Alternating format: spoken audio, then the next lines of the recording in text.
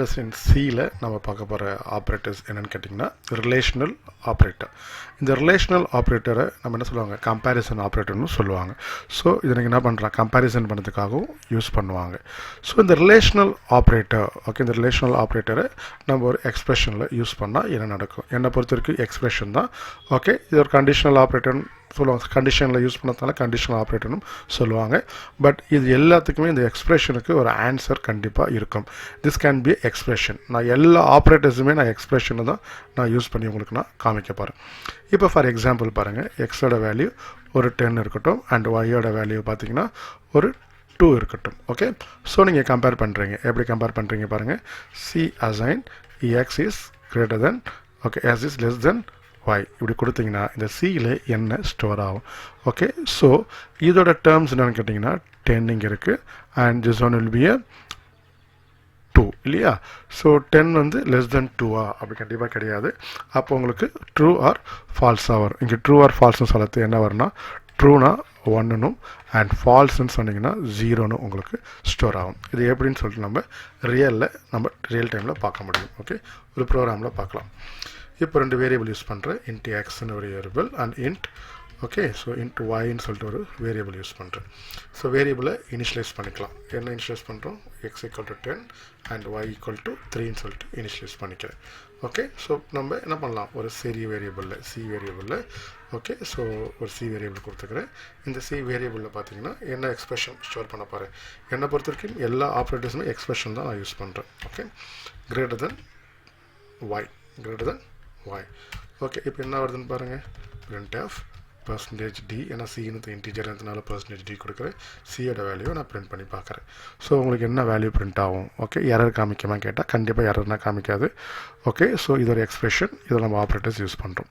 உங்களுக்கு என்ன வருது? ஆன்சர் 1. ஏன்னு கேட்டிங்கன்னா 10 இஸ் கிரேட்டர் தென் 3. இதுவே வேல்யூஸை நம்ம என்ன பண்ணலாம், இங்கே y இஸ் கிரேட்டர் தென் 3 இப்படி சொல்லிட்டு நீங்கள் போட்டு பார்க்கலாம். ஓகே, கிரேட்டர் தென் 3 மீன்ஸ் எக்ஸ். ஓகே, ஸோ இப்போ பாருங்கள், இப்போ நமக்கு என்ன ஆன்சர் வரும்? 0 வரும். ஏன்னு கேட்டிங்கன்னா இது என்ன ஆகுது? Now it is false. So false means என்னது உங்களுக்கு?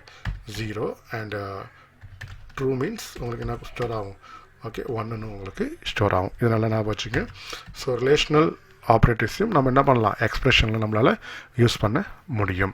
இப்போ ஒவ்வொரு ஆப்ரேட்டர்ஸுமே நீங்கள் செக் பண்ணி பார்க்கலாம். ஓகே, ஸோ அதே போல் தான் இப்போ உங்களுக்கு greater than or equal to, இதுக்கு என்ன மீனிங்? நீங்கள் இதை அழகாக ஒரு இங்கிலீஷில் நம்ம கம்பேர் பண்ணி பார்க்கலாம். இந்த ஆப்ரேட்டர் பாருங்களேன். ஓகே, இப்போ பாருங்கள், less than or equal to, இதுக்கு மீனிங் என்னென்னா less than or equal to, கண்டிப்பாக ஸ்பேஸ் கொடுக்காதீங்க. Okay, no space. நான் உங்களுக்கு புரியறதுக்காக அப்படி எழுதியிருக்கேன். ஸோ இது என்னன்னு கேட்டிங்கன்னா நீங்கள் எப்படி படிப்பீங்க? இது less than or equal to, less தென்னாக இருக்கலாம், அப்படி இல்லைனா இருக்கலாம், ஈக்குவலாக இருக்கலாம். அப்போ லெஸ் தென் ஆர் ஈக்குவல் டுன்னு சொன்னீங்கன்னா, for example, okay, 10 is less than or equal to 10. இது ட்ரூவா ஃபால்ஸா?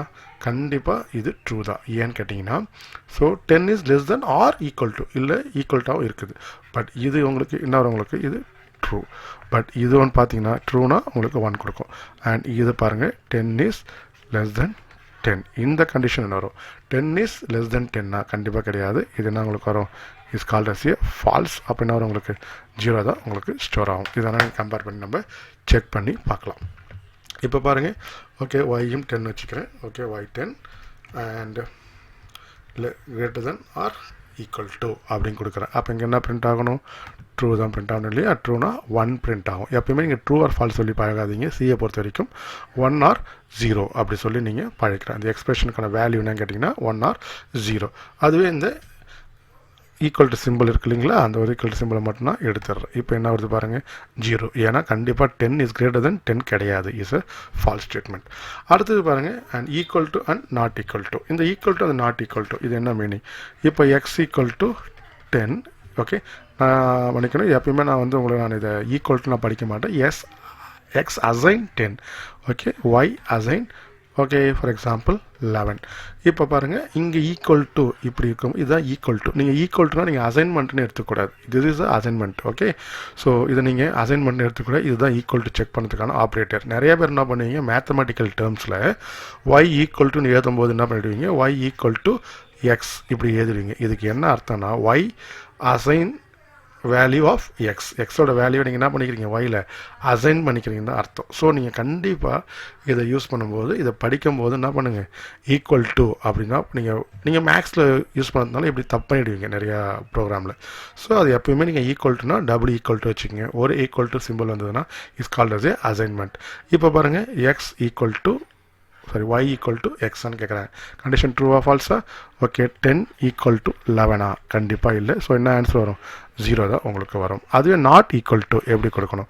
Okay, exclamatory simple not equal to X. இப்போ இதுக்கு என்ன வரும்? 10 நாட் ஈக்குவல் டு 11. கண்டிஷன் அது ஆமாம், கண்டிப்பாக ரெண்டுமே நாட் ஈக்குவல் தான் இல்லையா? அப்போ இதுக்கு என்ன வரும்? 1ன்னு வரும். இது செக் பண்ணி பார்த்துலாங்களா? ஓகே, இப்போ பாருங்கள் 10 ஈக்குவல் டு இங்கே 11 கொடுத்துருந்து இல்லையா? 11.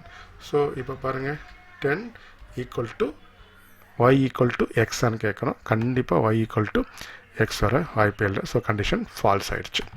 ஸோ கண்டிஷனில் அந்த எக்ஸ்பிரஷன் ரிசல்ட் வந்து உங்களுக்கு 0. அதுவே உங்களுக்கு நாட் ஈக்குவல் டு அப்படி கொடுத்தீங்கன்னா ஸோ இப்போ நீங்கள் ரன் பண்ணும்போது உங்களுக்கு கரெக்டாக வருது. ஸோ இதில் எப்போவுமே என்ன பண்ணாதீங்க, ஸ்பேஸ் கொடுக்காதீங்க. ஒரு ஆப்ரேட்டர் யூஸ் பண்ணும்போது கண்டிப்பாக இதை ஸ்பேஸ் கொடுக்கக்கூடாது. இப்போ for example less than or நல்லா ஸ்பேஸ் கொடுத்து less than or equal to கொடுப்போம். டைப் பண்ணி பார்க்கறதுக்கு நல்லாயிருக்கும். அப்படியெல்லாம் கிடையவே கிடையாது. லெஸ் தென் ஆர் ஈக்குவல் டுன்றது கண்டிப்பாக நீங்கள் என்ன கொடுக்கக்கூடாது, ஸ்பேஸ் நீங்கள் கண்டிப்பாக கொடுக்கக்கூடாது. ஸோ இதுதான் ரிலேஷனல் ஆப்ரேட்டர்ஸ். ஸோ டோட்டலாக 6 ஆப்ரேட்டர்ஸ் இருக்குது, நல்லா பார்த்துக்குங்க. ஸோ திரும்ப சொல்கிறேன், இந்த ரிலேஷனல் ஆப்ரேட்டரில் எப்பவுமே கண்டிஷனில் மட்டும்தான் யூஸ் பண்ண கிடையாது. இது ஒரு எக்ஸ்பிரஷனாக பாருங்கள். எப்படி a + bனா ஒரு ஆட் ஆகி வருதோ அதே போல் தான் இதுவும் உங்களுக்கு 0 இல்லை 1 தான் உங்களுக்கு எப்போவுமே இங்கே ரிசல்ட்டு கொடுக்கும். ஓகே, இதில் ஏதாச்சும் டவுட் இருந்தால் நீங்கள் நான் கொடுக்குற வாட்ஸ்அப் நம்பர்லேயோ இல்லை மெயிலுக்கோ நீங்கள் கண்டிப்பாக மெசேஜ் பண்ணலாம். நான் கண்டிப்பாக உங்களுக்கு ரிப்ளை பண்ணும். ஓகே, நன்றி, வணக்கம்.